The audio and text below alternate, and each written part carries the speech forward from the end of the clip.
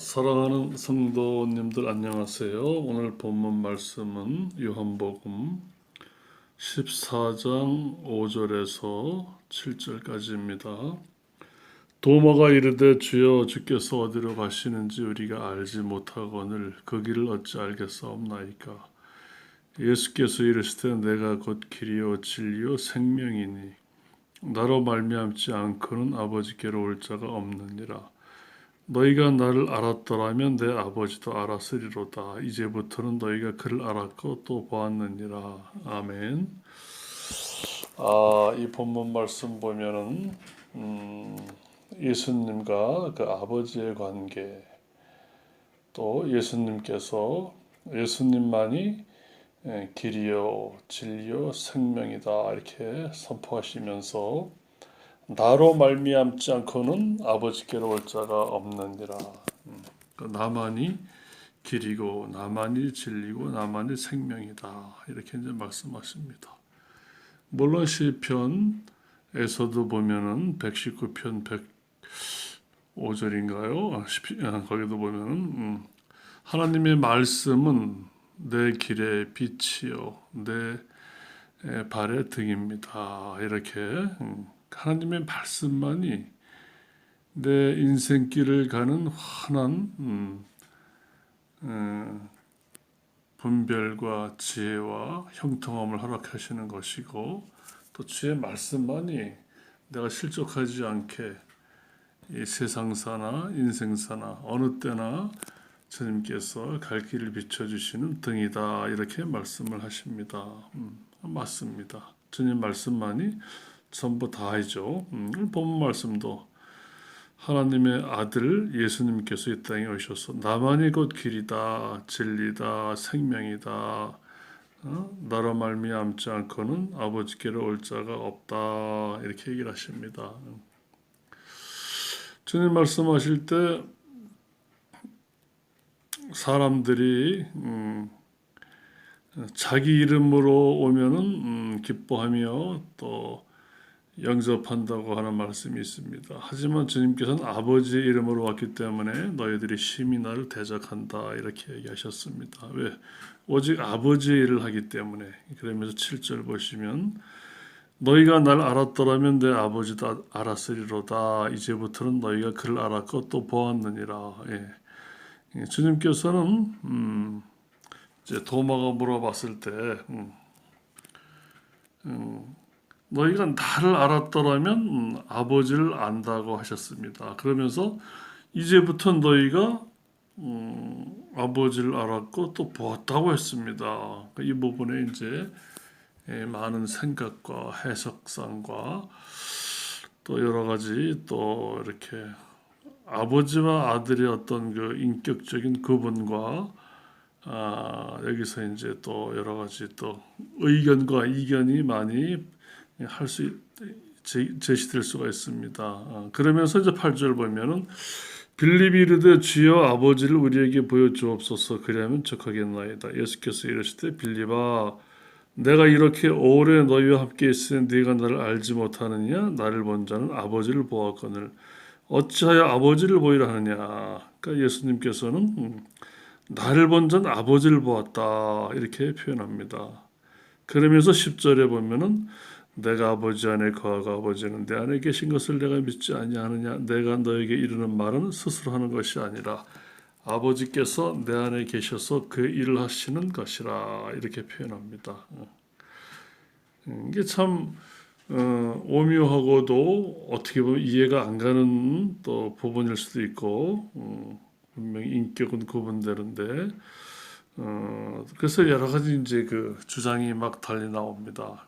그래서 하나님이 한 분이시다, 또 삼위이시다. 원래는 한 분이신데 아버지로 보였다가 아들로 보였다가 뭐 이렇게 성령으로 뭐 보인다 이런 또 뭐 소위 말해서 뭐 양태론 모양을 달리하여서 이렇게 한 분이신데 이게 양태론이라고 하죠.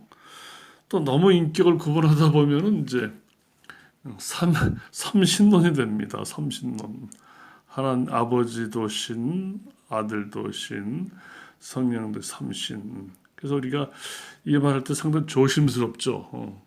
또 이런 얘기를 할 때. 근데 우리는 무엇보다도 그냥 여러 가지가 어떤 그 특정한 그 신학자나 또 이렇게 전문가가 쓴 용어를 표현해도 좋지만은 그냥 성경 그대로 뭐 그대로 예수님께서 예수님께서 이렇게 나를 본 자는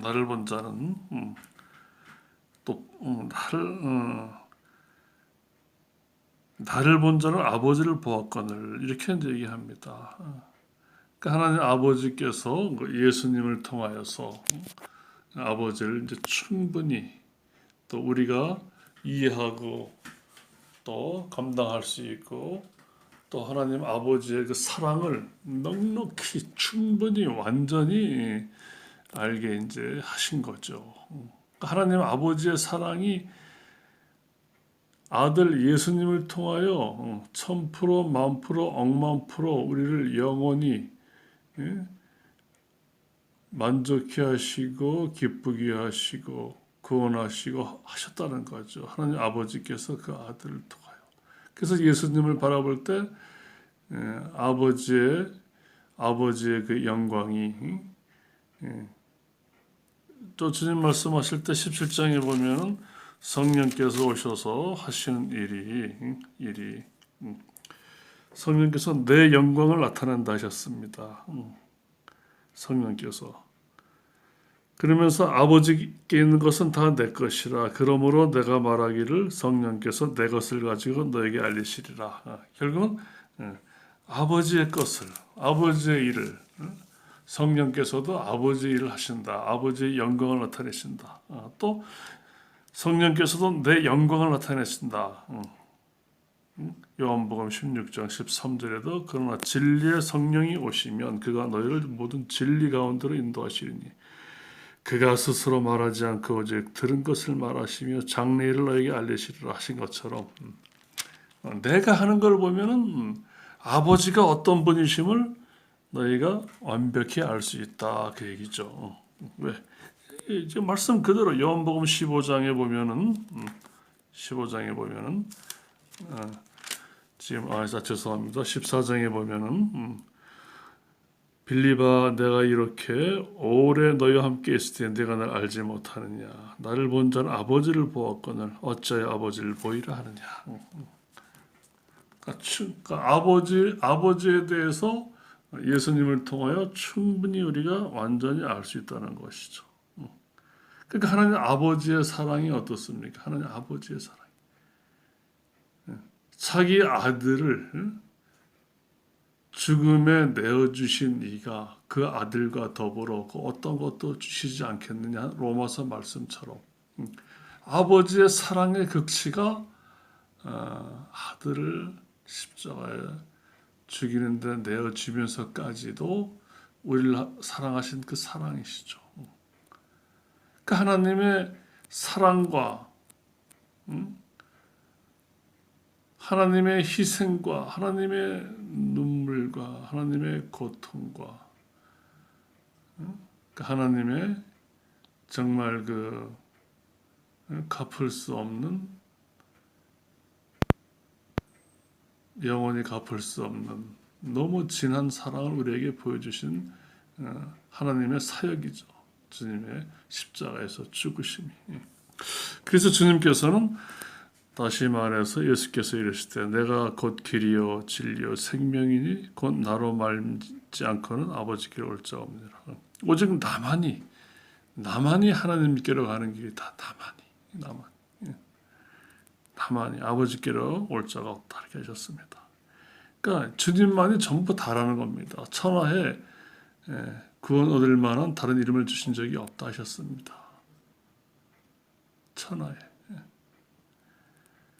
우리는 죽음의 이유와 원인을 알기 위해서 성경 밖에서도 수많은 학자들이 연구를 한답니다.